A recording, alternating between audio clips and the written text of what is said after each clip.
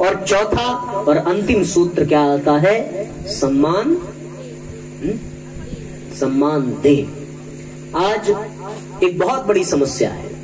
क्या है? हर व्यक्ति सम्मान चाहता है ना, हर आदमी सम्मान चाहता है। अभी हम भैया से बात कर रहे थे, वो भी बता रहे थे कि हमारे यहाँ एक कौन महाराज जी थे, उनके बिस्तर पे कोई बैठ जाता था तो वो बुरा मान जाते थे कि अरे हम कथावाचक हैं, हम महाराज जी हैं और आप बिस्तर को छू दिए हो, आप आकर के बैठ गए, अशुद्ध हो गया, आपने हमारा सम्मान नहीं किया, है ना। तो जो सम्मान, ऐसे बहुत से लोग हैं सम्मान चाहते हैं, और सत्य मानो जो सम्मान चाहते हैं उनको सम्मान मिलता भी नहीं है, और जो सम्मान देते हैं उन्हीं को सम्मान मिलता है। आज परिवार इसलिए भी बिखर रहा है कि हम लोग सम्मान चाहने लगे हैं, सम्मान करना हमने छोड़ दिया। मानते हो ना इस बात को? परिवार में ये स्थिति देखने को मिलती है ना। हर आदमी सम्मान चाहता है, हर व्यक्ति चाहता है कि उसकी घर में पूजा हो, कर्तव्य भले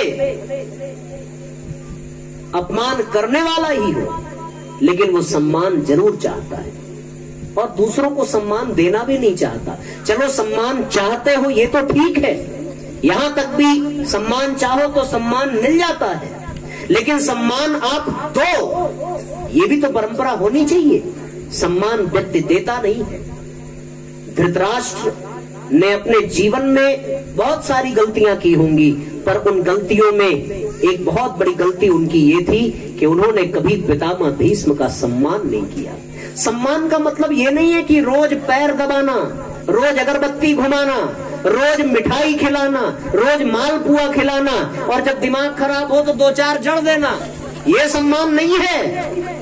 हम लोग आज यही तो कर रहे हैं। दूसरे को दिखाने के लिए जब एग्जाम होता है तो अपने माँ बाप का पैर छूते हैं, जब पैसा चाहिए होता है तो गुड़वा धोकर पी जाते हैं, लेकिन साहब जब काम निकल जाता है तो ऐसे ऐसे अपशब्द से अपने माँ बाप को हम नवाज देते हैं कि माँ बाप भी धन्य हो जाते हैं कि किन पुत्रों को हमने जन्म दिया है।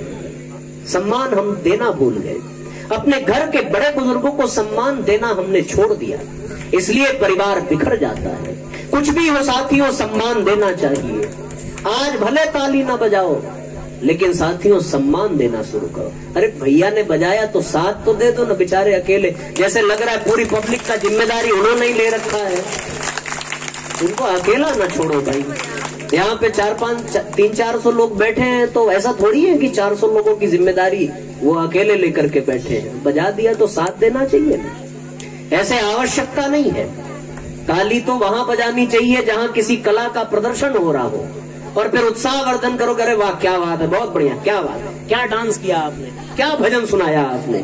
तो यहाँ कोई ऐसा ना नृत्य है ना भजन है, लेकिन एक परंपरा रही है। हमने सुना हमारे ये वादक भाई, ये लोग तो नहीं जो इसके पहले साथ में रहते थे, वो लोग कहते थे भैया कथा तभी हिट होती है जब 2 चीजें कथा में हो। हमने पूछा क्या? बोले भजन सुनकर के जब लोग खड़े होकर के नृत्य करने लगे और आपकी कथा सुनकर बात बात में तालियां बजाने लगे। हम सोचने लगे कि भैया नृत्य कथा में हो ये तो बड़ी फुहड़ता है। कथा में तन का नाचना नहीं, मन का नाचना आवश्यक है। इसलिए कथा में हमने उनसे तुरंत कहा, देखो हमारी कथा में कोई नृत्य नहीं करेगा, लेकिन सबके मन झूम जाएंगे और सब नए नए सूत्र लेकर के जाएंगे। अब बताओ हम लोग की ये कथा हिट हो रही है कि नहीं हो रही है? बताओ, क्या कोई खड़े होके नाच रहा है? नहीं। और फिर उन्होंने कहा कथा में तालियां बजनी चाहिए। जब लोग ताली बजाएंगे तो सुनेंगे कब? आप हमारे ऊपर ताली बजाओगे, हम आपके ऊपर ताली बजाएंगे। ताली बजाने से कथा हिट नहीं होती।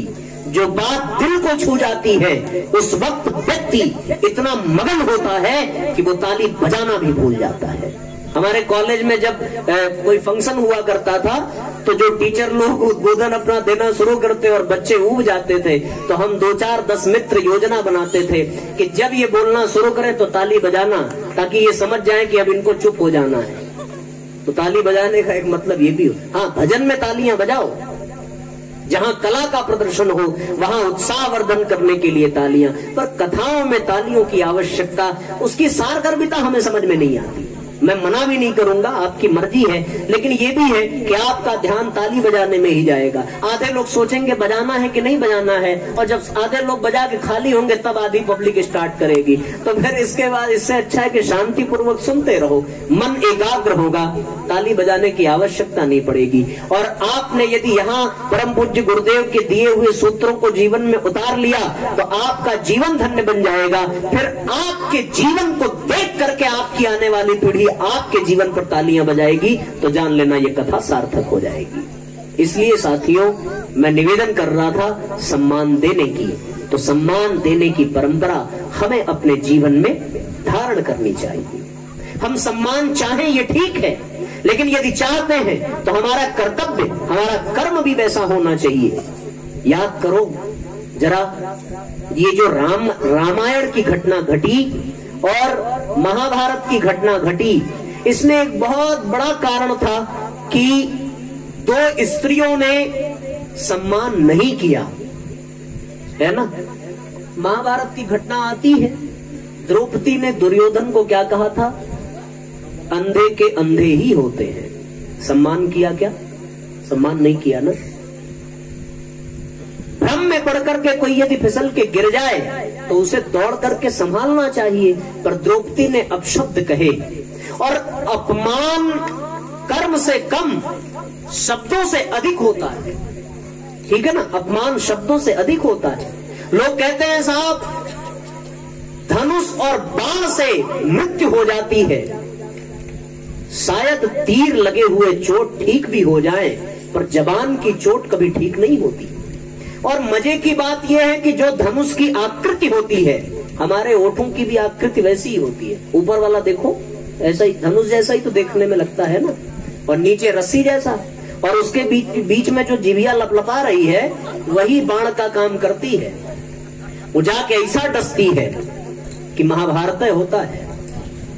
तो यदि सम्मान न दिया तो महाभारत होगा। द्रौपदी ने बस इतना ही कहा था कि अंधों के अंधे ही होते हैं, और उसके बाद दुर्योधन को इतना बुरा लग गया कि फिर बदले में द्रौपदी के चीरहरण की नौबत आई। अगर दुर्योधन भी वहां सह लेता और अपनी बड़ी भाभी समझ करके अपने राज्य के राज वधु को मान करके उसने इस अपमान की घूंट को पी लिया होता, और दुर्योधन ने भी द्रौपदी का सम्मान किया होता, बात को भूल गए होते, तो भैया शायद महाभारत न होता।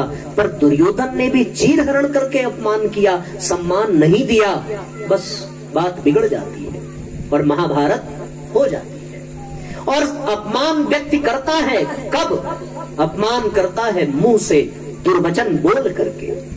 जब हम गलत शब्द का प्रयोग करते हैं, उसी गलत शब्द से ही अपमान होता है। इसलिए सोच समझ कर बोलना चाहिए, और किसी को भी ऐसे शब्द न बोले जो अपमानजनक हो। जिसका अपमान करोगे वो भले बर्दाश्त कर ले, पर उसका बदला प्रकृति लेती है, और आपके जीवन में उस अपमान का, उस कष्ट का हिसाब देना पड़ता है। इसलिए परिवार निर्माण के लिए ये अंतिम और चौथा सूत्र बहुत ही आवश्यक है।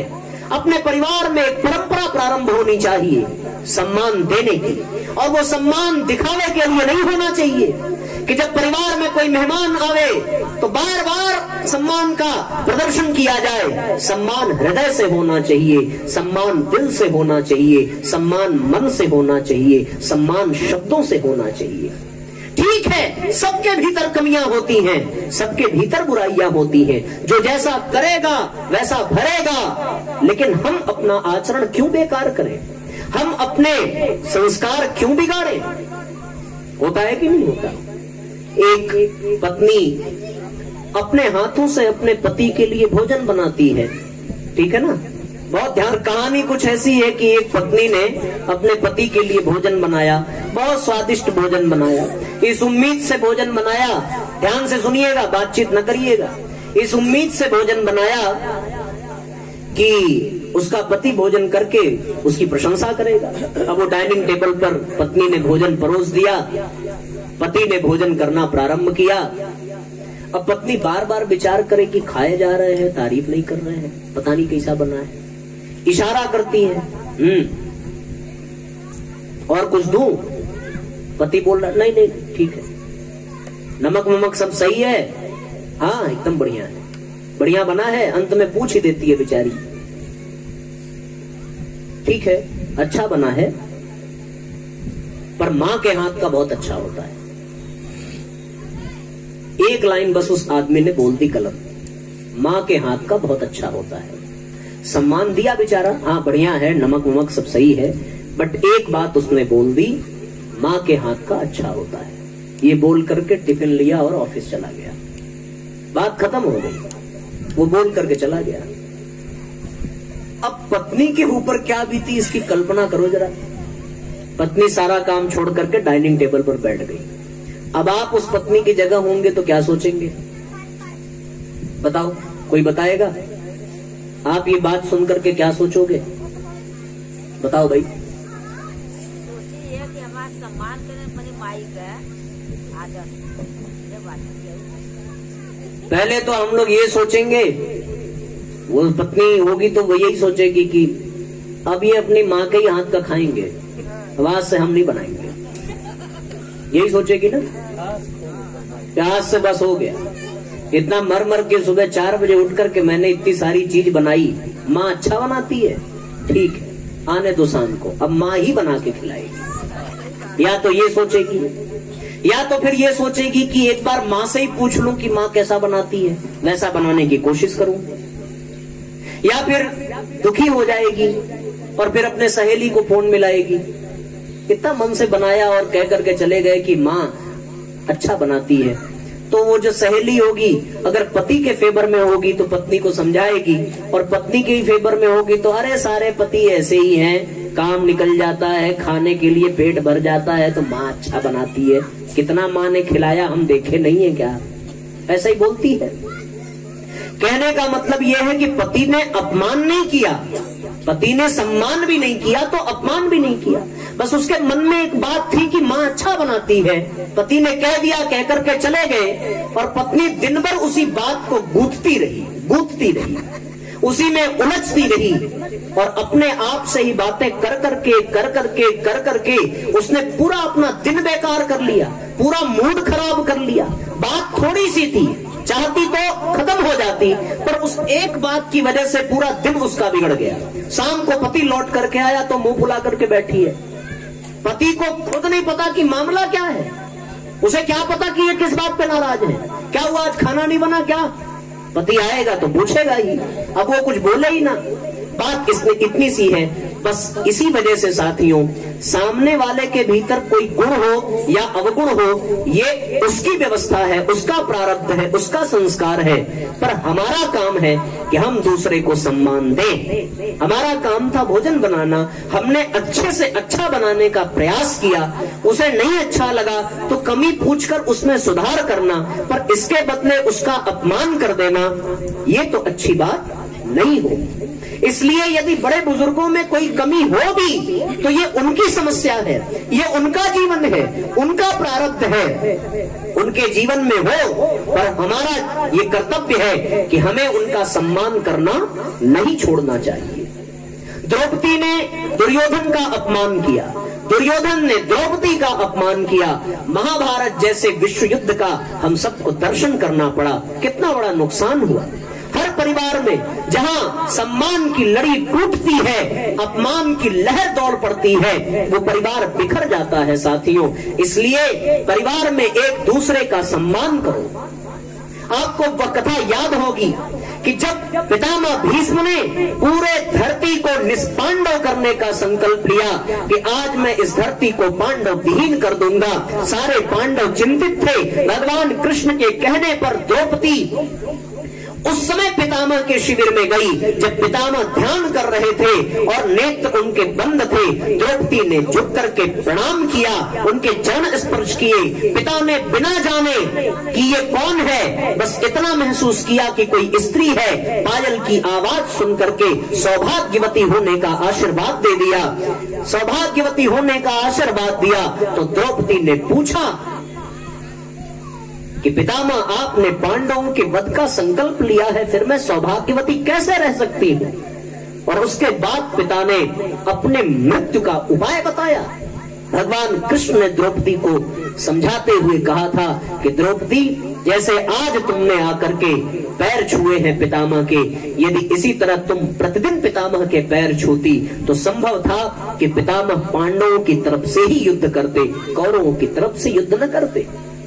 एक परंपरा रही है, प्रातः काल उठ के रघुनाथा, मात पिता गुरु ना वही माथा।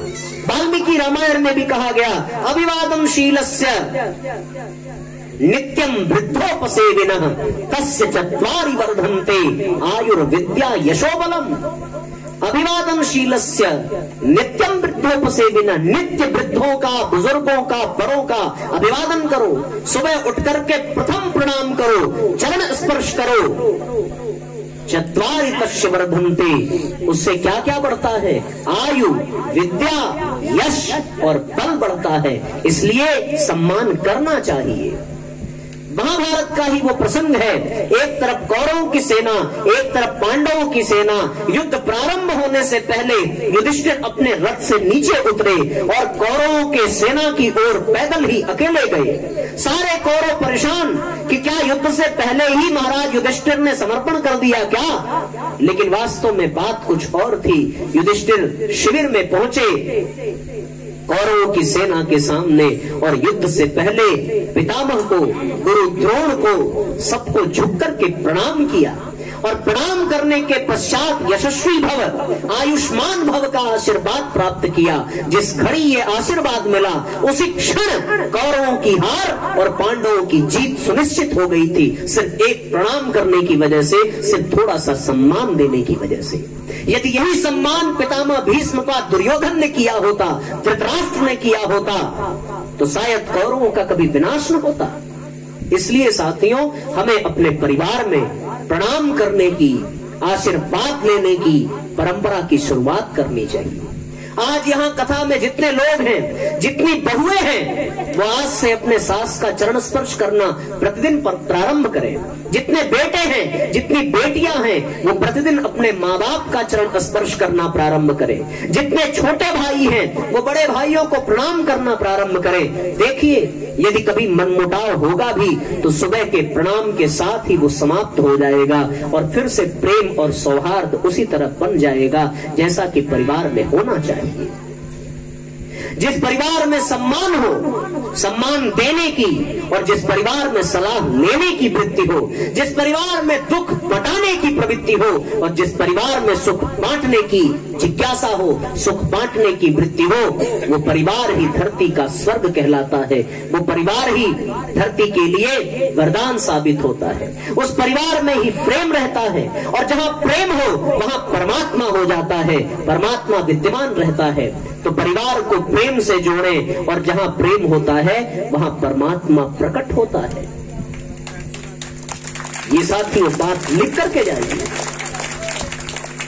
भगवान राम सूर्य वंश में जन्म लेकर के आते हैं सिर्फ इसलिए कि उस परिवार में एक ही पति की तीन पत्नियां हैं, लेकिन तीनों में बहनों जैसा प्रेम है। आज देवरानी और जेठानी में भी उतना प्रेम नहीं जितना कौशल्या, सुमित्रा और कैकेयी में था। तीनों दशरथ के अनुकूल थी और तीनों दशरथ को एक समान प्रेम करती थी। दशरथ भी तीनों रानियों को समान प्रेम करते थे। जहां ऐसा प्रेम हो वही परमात्मा का आगमन होता है। ऐसे ही राम किसी के घर नहीं जन्म लेते। राम को जन्म देने के लिए, अपने घर में पुत्र के रूप में प्राप्त करने के लिए परिवार में ये 4 गुण होने चाहिए कि हम सुख बांटे, दुख बटाएं। होता है ना, कैकेयी ने एक गलती की थी राम को वन भेजकर। क्या कौशल्या भी अगर दूसरी गलती कर देती, कौशल्या भी ये कह देती कि तुझे वन नहीं जाना है और कैकेयी कहती जाना है, तो उसी परिवार में अलगाव हो जाता और परिवार टूट जाता। पर एक माँ ने गलती की तो दूसरे माँ ने अपनी छोटी बहन कैकेयी की गलती को संभाल लिया कि ठीक है राम, यदि तुम्हारे पिता कहते बन जाना है तो मैं तुम्हें जाने से रोक लेती, क्योंकि माँ का दर्जा पिता से बहुत ऊंचा है। लेकिन तुम्हारी माँ ने कहा है कि तुम्हें बन जाना है तो तुम अवश्य बन जाओ। जहां तुम रहोगे अयोध्या वही रहेगी। इसलिए साथियों, सम्मान किया कैकेयी का और कैकेयी को बाद में पछतावा हुआ। कैकेयी ने अपनी कमियों को स्वीकार किया। हम लोग किसी की गलती देखते हैं तो उसे अपमानित करते हैं। मित्रों, ये बहुत बड़ा दुर्गुण है हमारे समाज का। इससे बड़ा कोई दुर्गुण हो नहीं सकता। जिसकी कमी देखते हैं उसकी निंदा करते हैं। आज से ये करना बंद कर दो। मैं तो कहता हूं कि जिसकी कमी देखो उसका और अधिक सम्मान करो, जिसकी कमी देखो उसकी निंदा की बजाय उसकी प्रशंसा करो, तो वो कमी छोड़ देगा, वो अपनी कमियों को भूल जाएगा। कैकेयी के भीतर वो कमी आई, कैकेयी की किसी ने निंदा नहीं की। जिसने कैकेयी की निंदा की, भगवान राम ने कहा कैकेयी मेरी मां है, वो तुम्हारे लिए निंदनीय हो सकती है, हमारे लिए नहीं। कैकेयी को निंदा करने नहीं दिया भगवान ने किसी को। भरत ने भी कैकेयी को बहुत अपशब्द कहे, पर राम ने भरत को भी समझाया वो हमारी मां है, निंदा नहीं की, प्रशंसा की। और प्रथम प्रणाम भगवान ने कैकेयी को किया। चित्रकूट में सबसे पहला सम्मान कैकेयी को दिया कि मां, जैसे तुम मेरे लिए तब प्रिय थी वैसे आज भी है। हमारी ये बहुत बड़ी कमी है कि हम जिसके भीतर अवगुण देखते हैं उसे अपमानित करते हैं, उसकी निंदा करते हैं, वो और बिगड़ता चला जाता है। मैं आपको सत्य घटना बताऊं, साउथ अफ्रीका में एक द्वीप है। उस द्वीप में वो बंजारे, जैसे हमारे यहाँ बंजारे होते हैं ना, उसी तरह वहां पर एक आदिवासी समुदाय है। वहां का एक नियम है, आपको जानकर के आश्चर्य होगा। उस समुदाय का एक नियम है कि उसमें यदि कोई गलती कर दे तो उसका अपमान नहीं, उसका सम्मान किया जाता है। आप पूछोगे कैसे? एक आदमी था, उसने कोई चोरी की, और जब चोरी की तो उसे पकड़ा गया। पकड़ करके उसे बीच में खड़ा किया गया और पूरे समुदाय के लोग उसको घेर करके खड़े हुए। मारने के लिए नहीं, डांटने के लिए नहीं, फटकारने के लिए नहीं, सारे समुदाय के लोगों ने उस व्यक्ति की एक एक अच्छाई गिनाई कि यार तुम्हारे अंदर तो ये अच्छाई है। दूसरे ने कहा कि उस दिन मैं परेशानी में था, तुमने मुझे सहयोग किया था। तीसरे ने कहा कि तुमने तो सदैव सत्य ही बोला है। चौथे ने कहा कि जब जब मुझे जरूरत पड़ी तब तक तुमने साथ दिया है। तुम्हें ये चोरी करना शोभा नहीं देता। ठीक है, तुमसे भूल हो गई, अपनी भूल स्वीकार करो और आज से चोरी करना छोड़ दो। वो व्यक्ति रोने लगा कि मैं इतना अच्छा होकर के चोरी कर रहा हूं। इसलिए साथियों, हमारे समाज में ये एक नई परंपरा की शुरुआत होनी चाहिए कि जिसकी कमी देखो उसे सबके सामने बुलाओ और उसका सम्मान करो, उसके तारीफ करो, उसकी प्रशंसा करो, उसे उसके गुणों को याद दिलाओ। तुम्हारे भीतर दुर्गुण नहीं होना चाहिए, तुम्हारे भीतर सद्गुण होना चाहिए। तुम वीर ऋषियों की संतान हो, तुम भारत देश के वंशज हो, भारत माता की आंचल में पले बढ़े हो। तुम्हें शराब पीना शोभा नहीं देता, तुम्हें झूठ बोलना शोभा नहीं देता। तुम भारत माता के पुत्र हो, वीर सपूत हो, ऋषियों की संतान हो, तुम्हें ये शोभा नहीं देता। और व्यक्ति जब इस बात को गहराई से स्वीकार करेगा साथियों, तो वास्तव में उसके जीवन से दुर्गुण भागते चले जाएंगे और सद्गुण बढ़ता चला जाएगा। और जब आप किसी की निंदा करो तो वो सुधरेगा क्या? निंदा करने से वो और बिगड़ता है, अपमान करने से वो और बिगड़ता है। जब कोई पहली बार चोरी करे और उस चोरी के बदले उसे प्यार से समझाकर उसकी चोरी छुड़ा दी जाए तो वो सुधर जाता है, पर चोरी करने पर उसे और अपमानित किया जाए तो उसके भीतर की हिंसा जग जाती है और उसकी जगी हुई हिंसा उसे बहुत बड़ा आतंकवादी बना देती है। इसलिए साथियों, परिवार में सम्मान देने की परंपरा की शुरुआत होनी चाहिए। परिवार में किसी के स्वाभिमान को तोड़ने की नहीं, स्वाभिमान को बचाने की बात होनी चाहिए। ये परिवार में होना चाहिए। निंदा करना बहुत बुरी बात है। मैं आपको एक सत्य घटना बताऊं। एक राजा ने सभी ब्राह्मणों को भोजन का निमंत्रण दिया। हो सकता है आपने भी ये कहानी सुनी हो। एक राजा ने सभी ब्राह्मणों को भोजन पर निमंत्रण दिया। ब्राह्मण भोजन करने आए। जहां पर भोजन बन रहा था वहां पर एक घटना घटी। घटना ये घटी कि एक बाज था। बाज ने अपने मुंह में सांप को फंसाया और सांप ने अपनी सुरक्षा के लिए बार बार फन मारे, बार बार अपने जहर को उगला। और जैसे ही वो बाज उस रसोइये के ऊपर से गिरा, सांप ने अपना विष निकाला और वो विष जाकर के दाल में गिर गया जहां पे भोजन बन रहा था। पूरा भोजन तैयार, सारे ब्राह्मणों को भोजन परोसा गया और जितने ब्राह्मणों ने भोजन किया उस जहर की वजह से सारे ब्राह्मण तड़प तड़प कर मर गए। बताओ गलती किसकी? राजा की? नहीं ना। खाना बनाने वाले की? नहीं ना। भोजन करने वाले की? नहीं। उस सांप की भी गलती नहीं, क्योंकि उसने अपनी जान की सुरक्षा के लिए ये काम किया। उस बाज की भी गलती नहीं, क्योंकि उसने अपना आहार अपने मुंह में लिया था। गलती किसी की नहीं। ये मामला यमराज की अदालत में गया। यमराज से पूछा गया, इस ब्रह्म हत्या का पाप किसके सिर चढ़ेगा?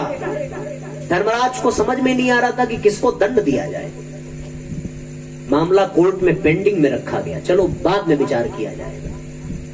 भविष्य में समय बदलता गया, राजा वृद्ध हुआ। राजा ने फिर से ब्राह्मणों को भोजन पर बुलाया। सारे ब्राह्मण भोजन करने फिर आए। राजमहल के बाहर गांव में एक बुढ़िया बैठी हुई थी। ब्राह्मणों को जाते हुए देखा तो ब्राह्मण से पूछा, कहां जा रहे हैं आप लोग? ब्राह्मणों ने कहा, राजा ने न्योता दिया है, हम लोग राजभोग लेने जा रहे हैं। बुढ़िया ने कहा, अरे उस राजा के पास मत जाना, ब्राह्मणों को विष मिला करके देता है और ब्राह्मण मर जाते हैं। बुढ़िया ने क्या किया? निंदा किया और धर्मराज ने तुरंत कलम उठाया, सारी ब्रह्म हत्या का पाप उस बुढ़िया के सिर पे मढ़ दिया। निंदा करने का इतना बड़ा पाप होता है। यदि हम किसी की निंदा करें तो उस व्यक्ति ने जो पाप किया है उस पाप का पूरा दुष्परिणाम निंदा करने वाले को भोगना पड़ता है। इसलिए परिवार में यदि रहना है, परिवार टूटता है ना इसी वजह से, ननद सास का सिकाई, सास ननद का सिकाई, हो भौजाई उनकर इनकर। अरे भोजन नहीं बनाते हैं तो करेंगे क्या? काम धाम नहीं है तो जिसको काम नहीं होता वो और निंदा करता है। सत्य बात है। इसलिए साथियों, हंसी मजाक अपनी जगह है, पर आज इन सूत्रों को गांठ बांध लीजिए। परिवार निर्माण जो परम पूज्य गुरुदेव ने प्रज्ञा पुराण के 3 खंड में लिखा है वो यही है। पहला कौन सा? हम एक बार पूछेंगे, आप सब बताते चलेंगे। पहला सूत्र क्या था? सुख बांटे। दोहराओ एक साथ। पहला क्या था? एक साथ एक स्वर में बोलना है। पहला क्या था? दूसरा दुख बटाएं। दूसरा क्या था? और तीसरा क्या था? सलाह ले। क्या था? एक साथ बोलिए, सलाह। तीसरा क्या था? सलाह ले। और चौथा था सम्मान दे। ये 4 सूत्र जिसके जीवन में आ जाएं, जिस परिवार के, वो परिवार धरती का स्वर्ग बन जाता है। ऐ धरती के रहने वालों, धरती को स्वर्ग बना